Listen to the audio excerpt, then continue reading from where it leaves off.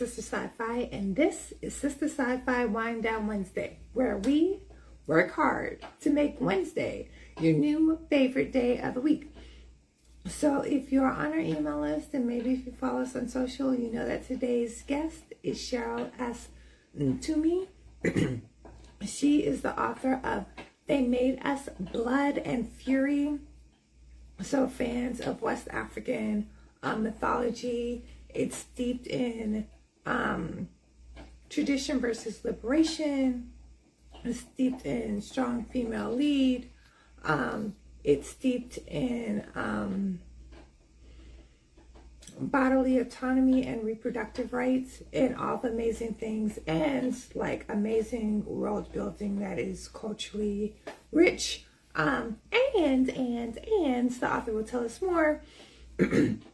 This is our first, this one, and another one is part of our newly launched pre-order campaigns with Rosario Publishing, which is a Black-owned press. We're a Black-owned bookstore, and they publish mostly speculative fiction. So the real question is, what took us so long? So I'm really excited about this conversation.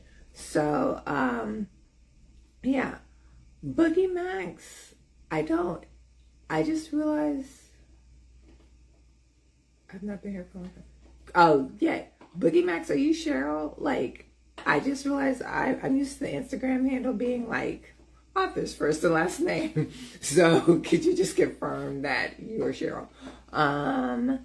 Hey, Ray of Sun.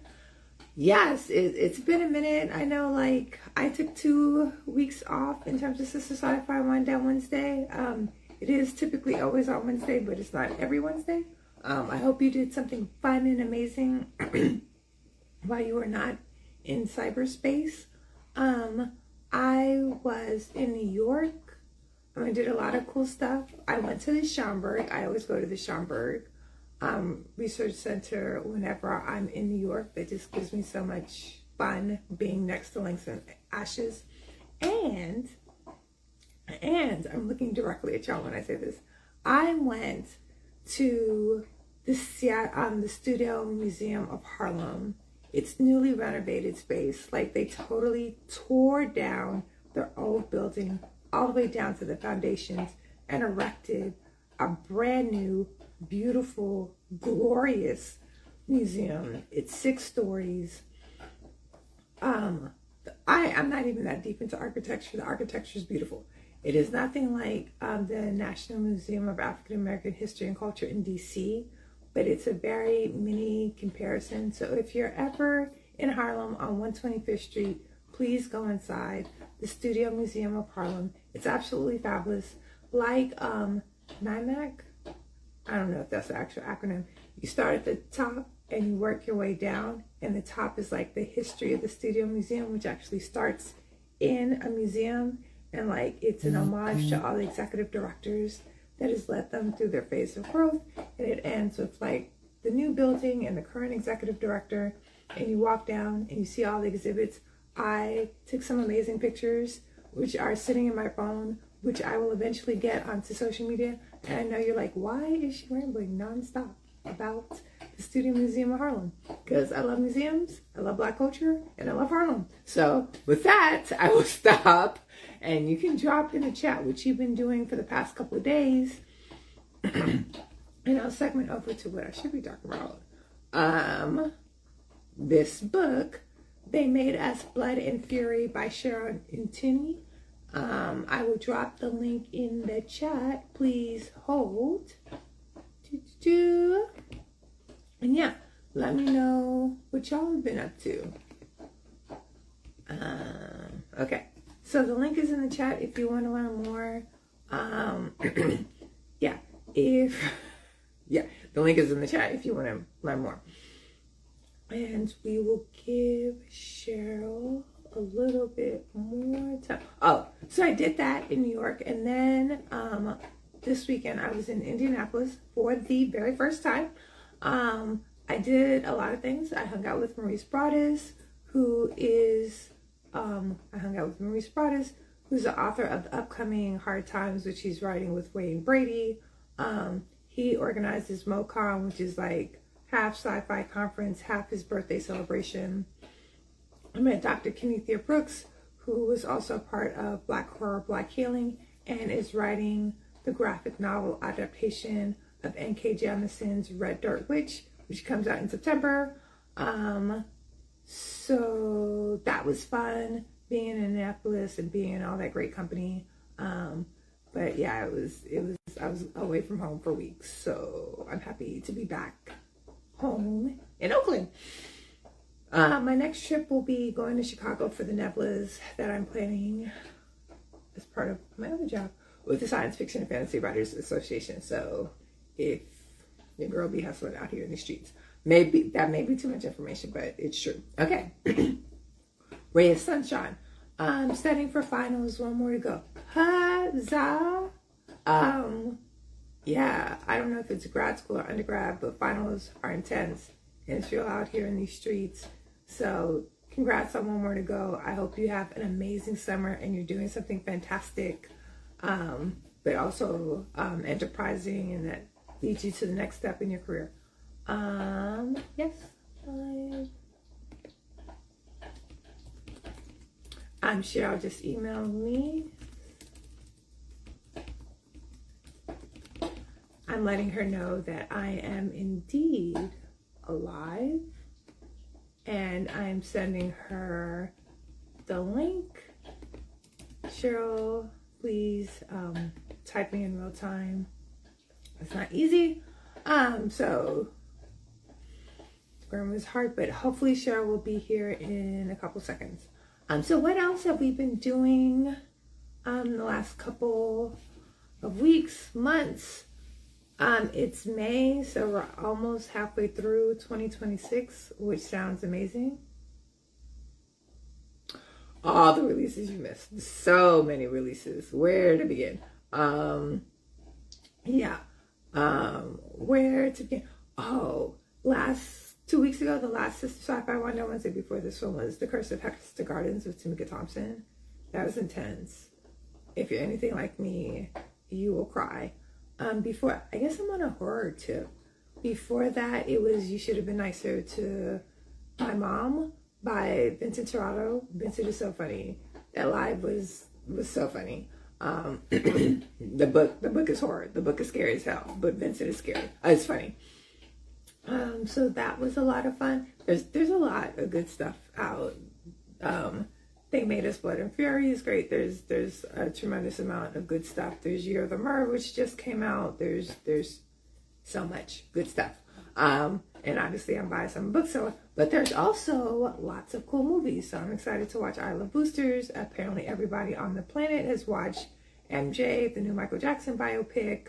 What else am I excited about? The film that's coming out. There's a lot coming out.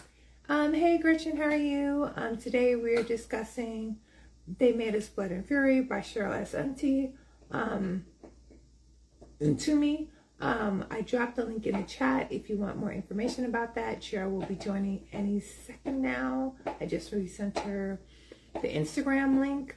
While we wait for Cheryl to join, please let us know what you've been up to this week, this month, and this year in 2026. Okay, so let's look at these. Okay.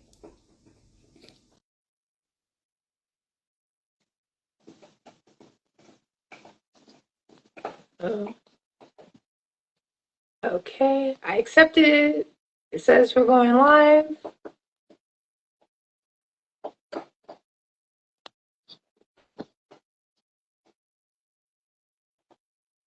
Cheryl, you there?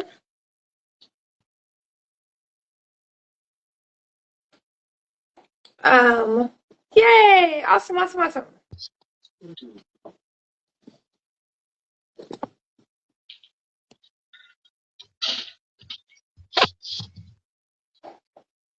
I think we may be looking at okay. We're looking at a wall, your laptop, maybe your jacket, maybe you rotate it. Huzzah! Yay! Success. I'm Sorry, I'm late. I'm very. Oh, you're fine. You're fine. My parents are from Ghana, and I lived in Ghana for 3 years. And my knowledge of like native Kenyan languages is embarrassingly terrible. But I'll tell you the one of the three words I know. Akwamba, welcome. You're here. You made it. Thank you very much. You're Thank welcome. you. How are you feeling? How's your week been?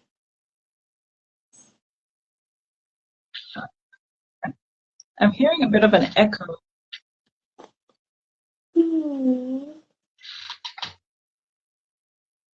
Did that help? Um, it's actually, I think it's a delay. I'm hearing what you said earlier. Oh, let me. Oh my. Do you hear anything now? No, it's fine. Okay, yeah. Yes, yeah. I was also this people have been like, yeah, I've been I also watch it on my laptop so I can see the chat. So thank you for that feedback. How are you doing? Good, good. How are you doing? I'm good. And where are you in the world? I'm in Accra, Ghana at the moment. Okay, because I saw your bio that you're Kenyan, but I think I saw something about Botswana, and I was like, where? What time is it in Ghana?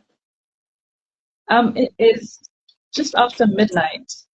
Oh my God! Well, thank you so much for joining. We will stop at the yeah. I appreciate it.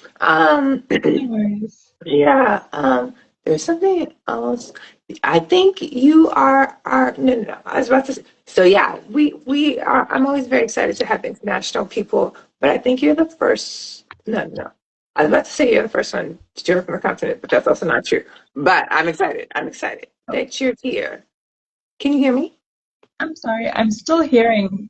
I don't know what's going on. I'm still hearing the previous sentences. Is it Hmm. me? So for those of y'all watching in cyberspace, can you let us know if you also hear an echo or if the hearing is distorted? Um, yeah. Mm. Um, but yeah, there were people responding back and nobody mentioned the sound. Um, and this is a new issue. I'm trying to think of how to It troubleshoot might be it. me. I don't know.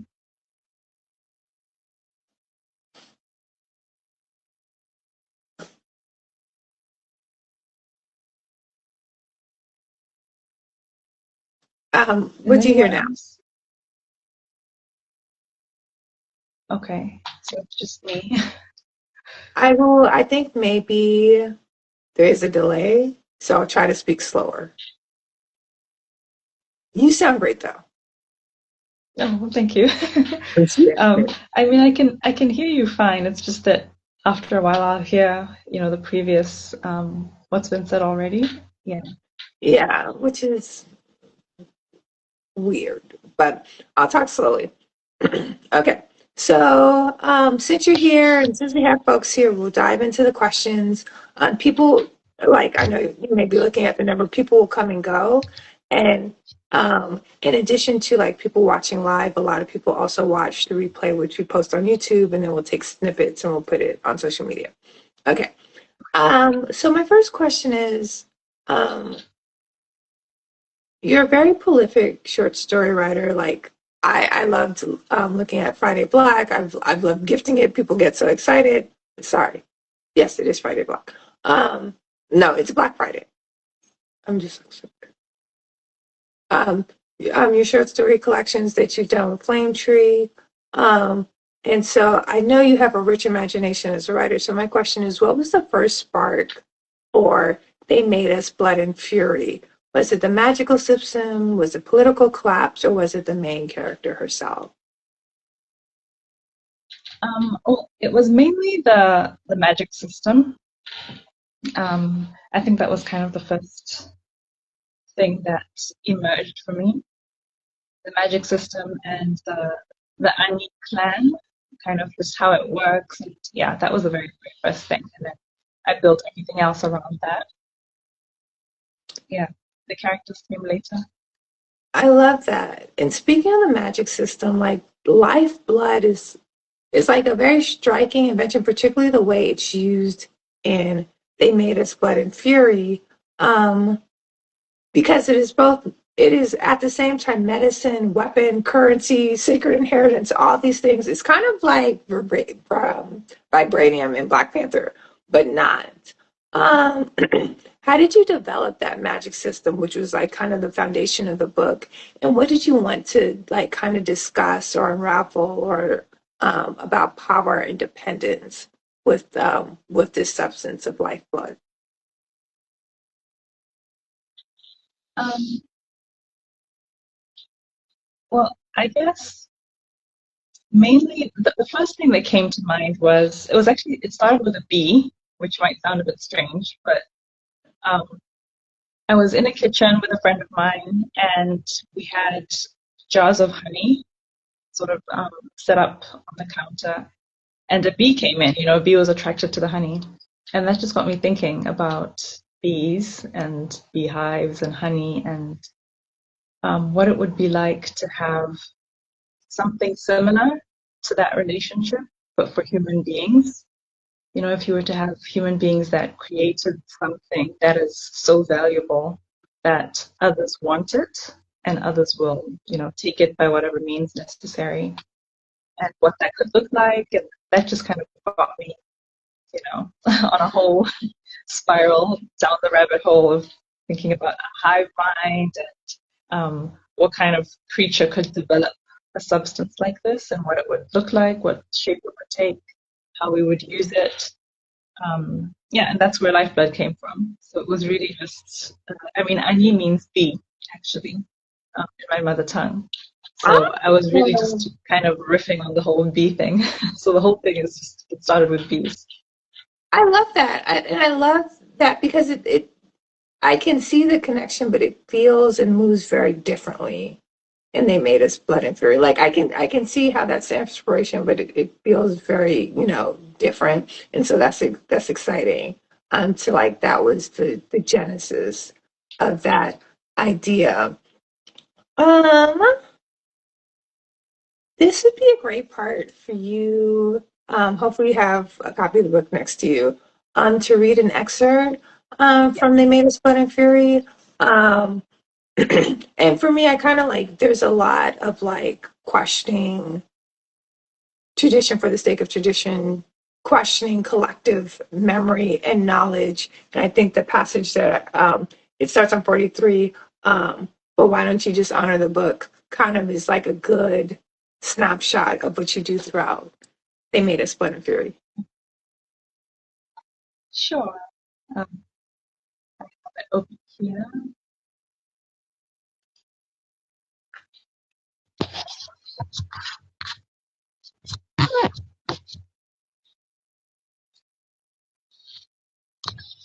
Okay. You'll tell me where you want me to stop, or should I just read a little bit and Yeah, then? so I will look for, so you have 2 to 3 minutes. And Okay. I'll look for a good like stopping point. But yeah. Okay. All right. But Aseye, why don't you honor this book? It's the story of your own people. Aseye scoffed. It's a story about a woman who was too afraid to stand up and receive a gift that was rightfully hers. And then she died and started a horrible tradition of women sacrificing their bodies to the man. What sort of history is that? Donko sucked in his breath. Ah, you'll bring bad luck on us with this kind of talk. Aseye rolled her eyes. The gods know what I think. If they were going to punish me, they would have done it already. You're waiting for the right time, Donko said. Aseye laughed. He poked her arm. You'll miss me, when you go away. Aseye took back the book and put it down next to the lantern. Didn't you hear Oden? I'm not going anywhere. Next section, Anyi. The streets of Anyi were quieter than they'd been in a long while, even this early in the morning. Jufel was self-conscious as she walked along the road in her red and black mourning clothes, basin balanced on her head. She felt as if she was somehow breaking the rules again.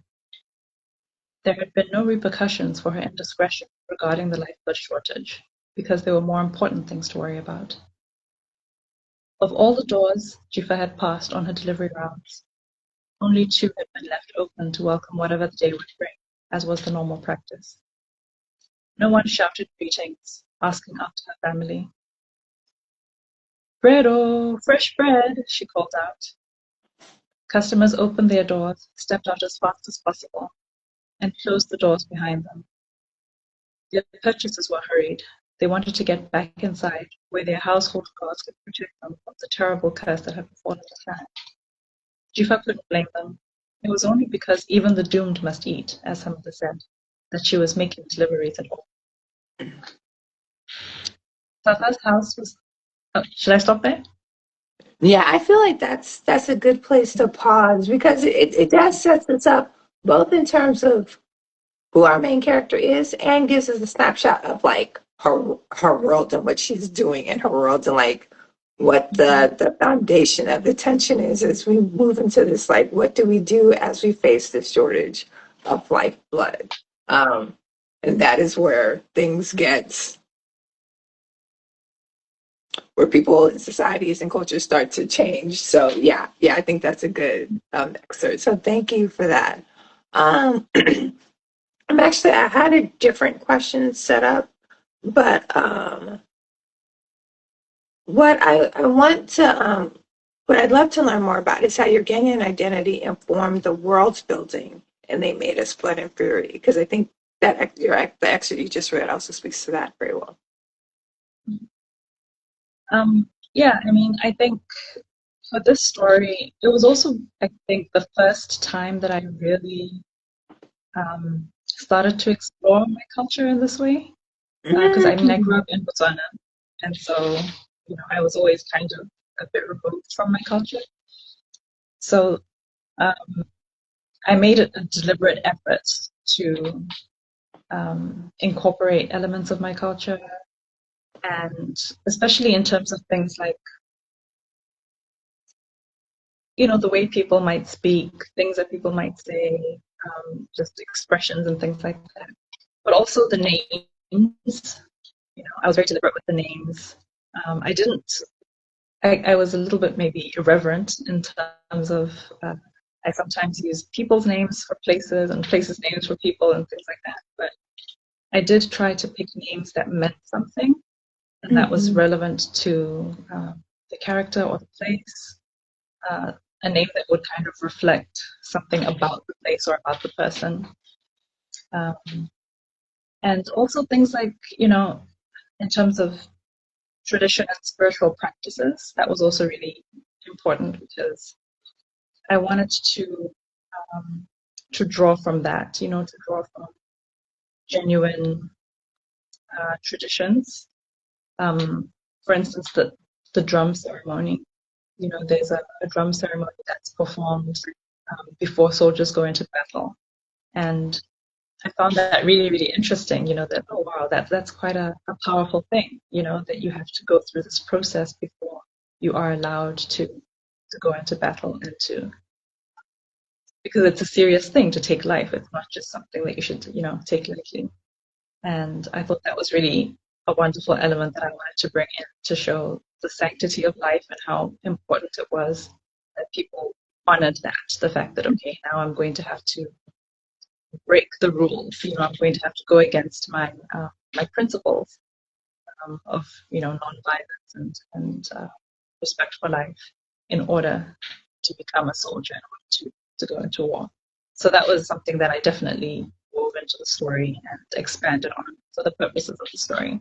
So yeah, things like that were really kind of central to the story. Yeah. I want to go so many different places, but I will go with, where did you do your research for the book, for those cultural elements in particular? Well, I mean, some of it was mainly just asking my mom.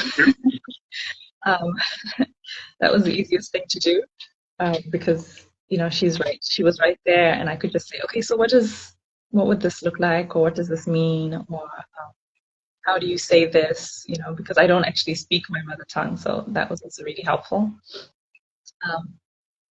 So yeah, a lot of it was that, but then I also did a lot of desktop research, just looking into things that people had written about, particularly Ewe culture, which is my culture. Yeah, that was really, important to kind of find out,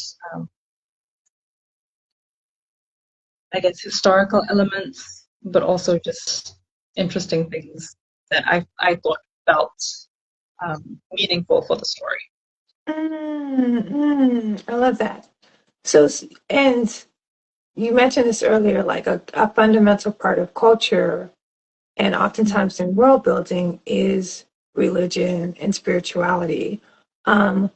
So what questions were you most interested in asking about religion and spirituality throughout the book?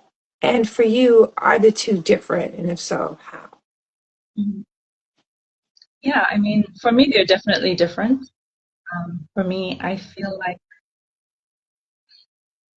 I guess I would say spirituality is more the essence, and religion is the apparatus, I guess, around it. And so I was really interested. I mean, I've always been really interested in this, the tension between the two, and the ways in which sometimes they overlap, and how I think there's a tendency, maybe a typical part of human nature to conflate religion with spirituality, to kind of become really attached to the structure and the apparatus and the institutions, and maybe sometimes lose the essence. So that was interesting to me, to explore that kind of thing of, what happens when something becomes such a big part of the culture and the way of life of a people that they forget to look for the essence. They forget to stay in touch with that and become more focused on the ritual maybe, and just the outer form rather than the actual spirit. Yeah, that was a big theme going throughout the book. Yeah. And I mean, like, yeah, in the book, you see, like, there's such an attachment to the ritual that the initial meaning is like, there becomes like a disconnect, which is very fascinating to experience as a reader. For me, they made me Blood and Fury seem particularly timely right now in the shadow of, like, in the US, the reversal of Roe v. Wade. How did the global political climate of reproductive rights play into, or do you feel like the book was in conversation in that regard? I mean, that's a really interesting question, because I mean, I wrote it 6 years ago. I wrote it basically during the pandemic, during lockdown. The pandemic was 6 years ago, but yes. Yeah. So it was, I guess, those are things that I'm always interested in. Particularly as a woman, I'm always interested in issues of bodily autonomy and the ways in which society, culture, government tries to control that. And so I definitely wanted to explore that through this character of Aseye. It's not, although it's not, a literal, I guess it's not the same way that would normally happen in real life, but I definitely wanted to explore how a society could think that it's perfectly okay and it's perfectly acceptable and normal for a woman to be the sacrificial object, essentially, and to not have any agency and not have any control over what happens to her body or her fate or her life, and that she should just be okay with this because it's for the good of the clan. So that was a major theme and something that I was definitely concerned about and that I wanted to to touch on and explore in the story. Yeah, so it was definitely I was absolutely influenced by politics, and also by just being, particularly in African countries, having a lot of restrictions and ideas about how women should operate and how women should be seen in society. And yeah, that definitely informed the work as well. Yeah. It's I think with Aseye, there's an example of like how can you the struggle and the power in stepping away from it outside some potentially internalized expectations and definitely societal expectations that are deeply gendered. So it was, I see that. Now we're going to switch a little bit. So what did you enjoy most about writing Kwame, especially in relationship to Aseye? He's a fun character. He's one of my favorite characters. Maybe even, might even be my favorite character. He was just a lot of fun to write, mainly because he kind of adds a touch of glamour to the story, you know. So I enjoyed writing a sort of romantic anti-hero, I guess, rather than the typical hero who comes in and, is good and noble and, that kind of thing. I was like, no. He's going to be problematic. He's going to be messy. He's going to be sexy, but also not not the best option. So that was fun. It was fun to explore those different aspects of his character, and the dynamic between them was a lot of fun to write as well. The kind of the tension between him being this prominent, important figure, and Aseye being this character that just doesn't care and can't be bothered with, things like, oh, you think you're so great, but you're really not. You're just. But at the same time, feeling this connection and resisting it. That sort of push and pull. That was a lot of fun to write. Definitely. I always enjoy having a little romance in stories, so that was a good time. Fun to read. So thank you for that. Thank you for giving us Kwame, as problematic as he was at times.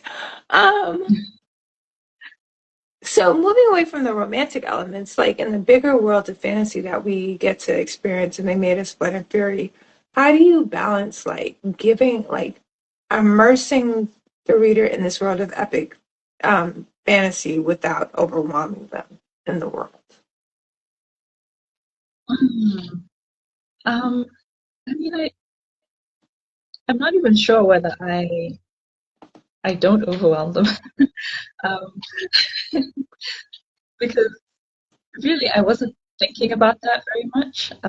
I think this story was quite a spiritual experience for me to write as well, and so I was very focused on really just letting it lead me to wherever it would lead me. And I felt like all of the mystical elements and all of the fantasy elements were really important to the story. And I was just hoping that people would go with it, and would would be able to be immersed in the story and not find too much. But I didn't think very consciously about how to balance that. I think if it is balanced in any way, that was an accident. That was a happy accident. Yeah, I felt like it was very balanced. So yeah, so thank you. Kudos to you. Thank you. So Diviewe, the elders, the gods, the empire. There's so many conflicting forces pulling the future of this ethnic group. Were you intentionally exploring the tension between destiny, leadership, and desperation? Yeah, that's a really good question too.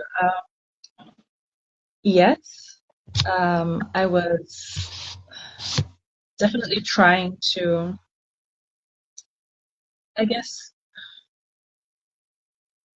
yeah, to explore sort of the bigger picture, you know, of not just what happens to these individual characters, but also um, how everything that occurs affects the wider world or their, their world that they're in. Um, so, and desperation. I mean, I really like that you mentioned that because I think that was maybe not a conscious thing, but thinking back on it now, it's definitely a very big part of it. That tension between um, trying to do the right thing as leaders, trying to make the right decisions that are best for everybody, but at the same time having this existential crisis, really, the threat of destruction and annihilation, and how well or how badly we manage these kinds of situations when we're in that position where we might lose everything. Yeah. Yeah. Yeah. And people move very differently when they're faced with like crisis versus like in a time of abundance. Like, yeah. So, and it's, and the choices become extremely hard, right? And it can be, and like in reading the book, like it's very clear, like the character, um, there is a difficulty in like examining what is real, right? And like just wanting to take action as opposed to like really sit in curiosity because it just feels so urgent. It feels so desperate, right? So Yes. yeah, yeah, Exactly. yeah, Yeah. yeah. Um,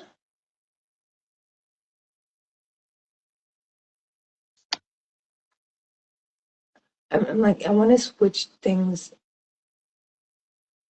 Um, mm, what what books would you feel they made us Blood and Fury are in conversation with?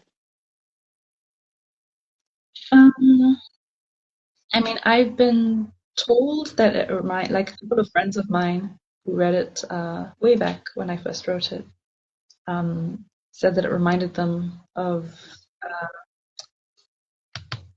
oh gosh, why am I blanking? Um, Kufio's Death, by Nedi Okonkwo, which I understand. I think there are definitely. Say that one more time. Oh, Kufio's Death by Nedi Okonkwo. Oh, Book Theory's Death. I heard something else, and I was like, oh, what Book Theory? Yeah, okay, yes, I can see that. I can see that. I can see that. I can see Yeah, that. yeah. So I think I didn't think of it at the time, but when it was mentioned to me, I thought, oh yeah, actually, yeah, I do see that. And I think another one is maybe uh, Children of Blood and Bone, in the sense that although I think that's more of a YA book, but yeah, I think there are definitely Yeah. And I think, similarities in terms of.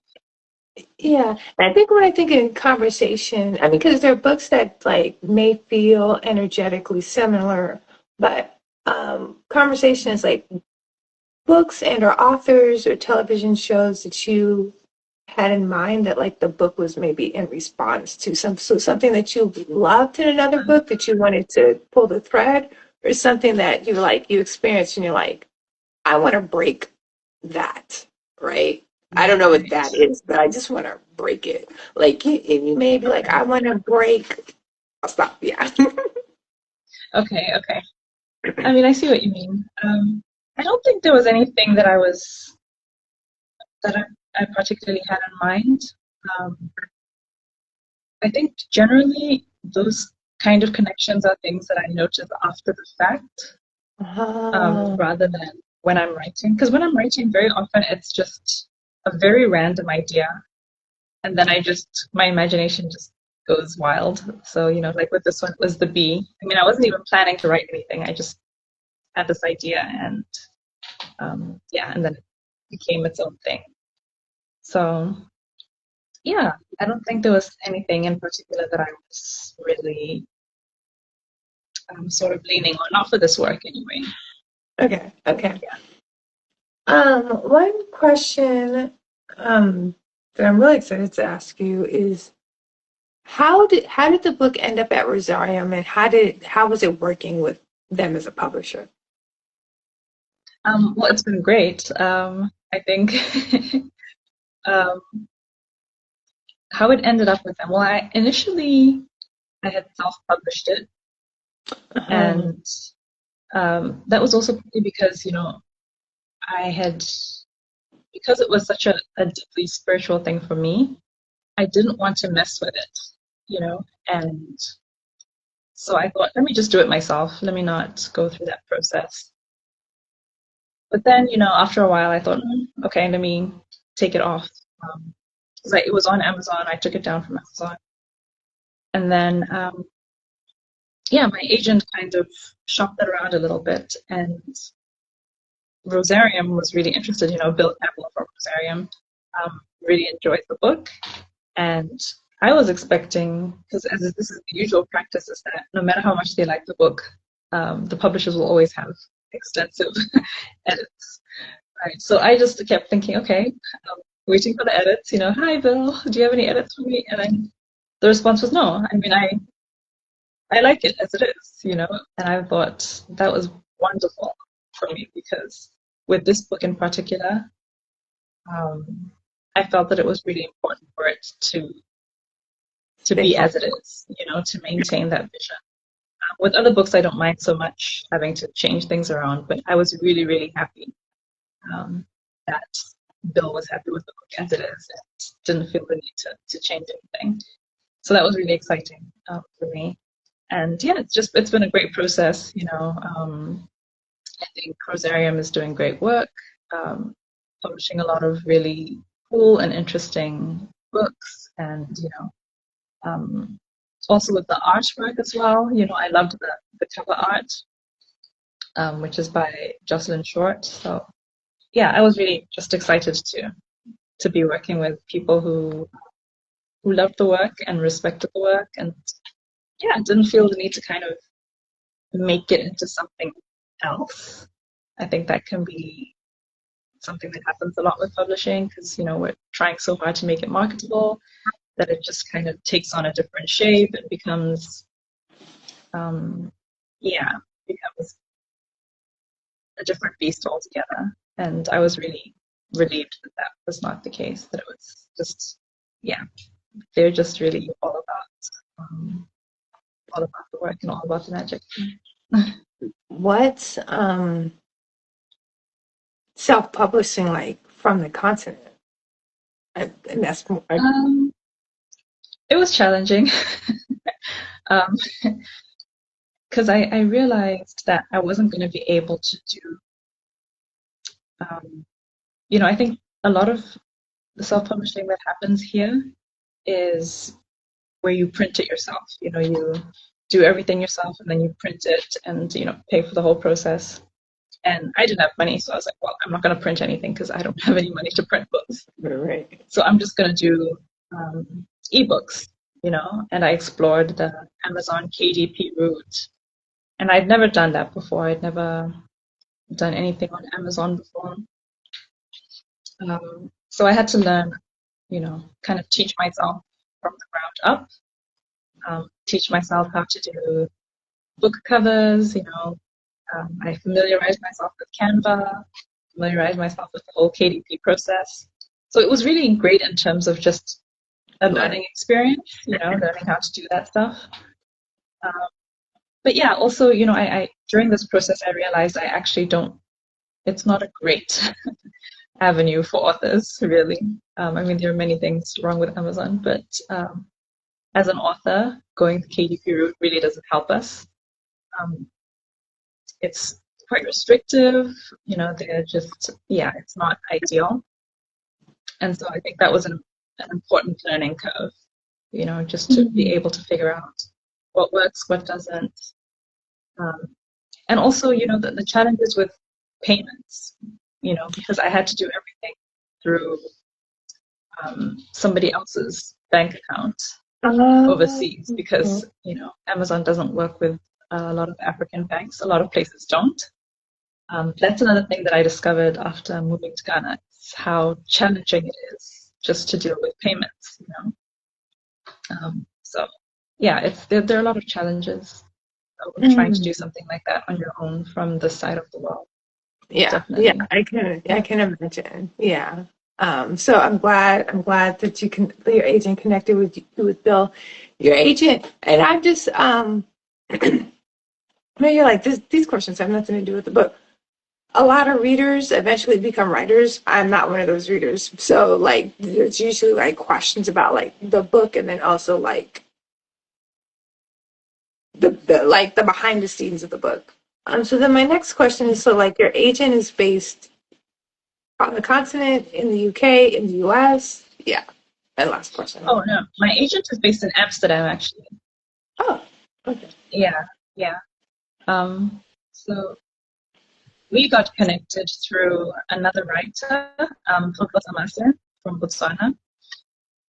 So, I mean, I had gotten to the point where I had kind of given up on agents because querying was just, I just couldn't. And I said, you know what, it's fine. I'll just do it myself. I'll figure it out by myself. And then, yeah, Tufel reached out to me and connected me with the African Literary Agency and Jacob and African, who was my agent. And she was like, oh, you know what, I think you might be a good fit. And yeah, so I mean, it was really serendipitous how it all happened, and that's how we got connected. I love it. I love it. I love it.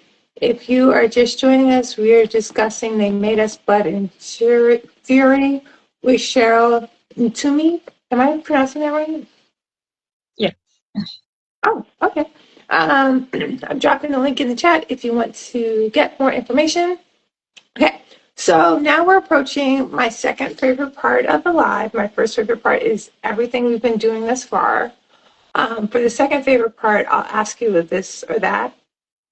Lately, I've been making this or that thematically relevant to the book. You can let me know if I hit the nail or like totally missed the mark. Um, so I'll give you this or that. You rapid fire answer the question, and then we can discuss. And for those of you watching, you can drop your response in the chat. Any questions? Um, Sorry, could you repeat that? Oh, I said any questions. Oh, any questions? No, no, no, no. Okay. I think. So the first this or that, magic or prophecy?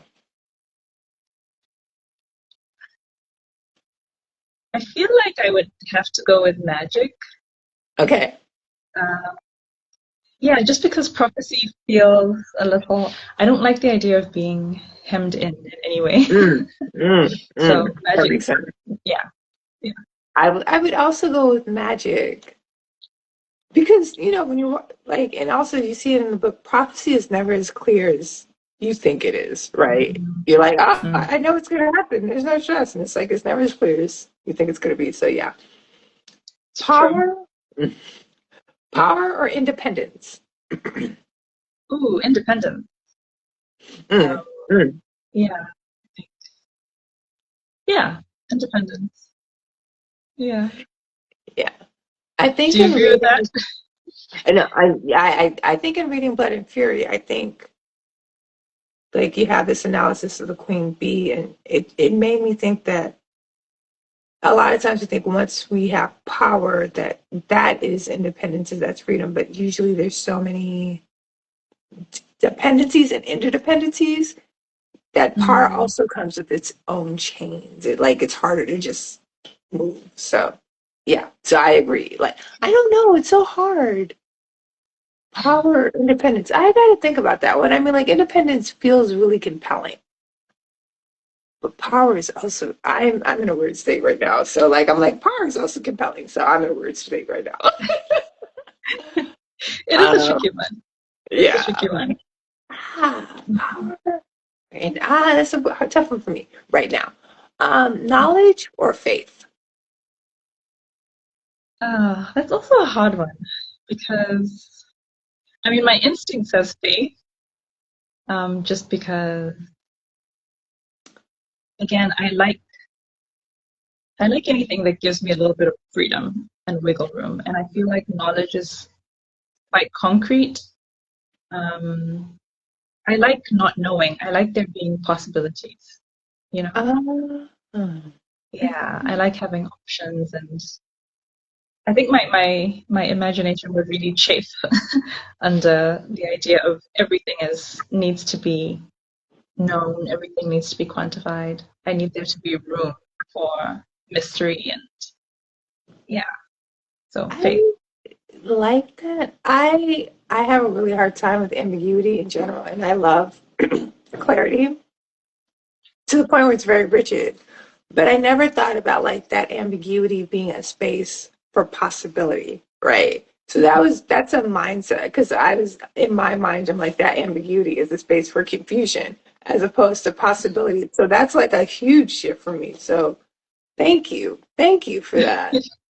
Yeah, no, for real, thank you for that. I'm like, oh, my whole world. I just feel like it shifted.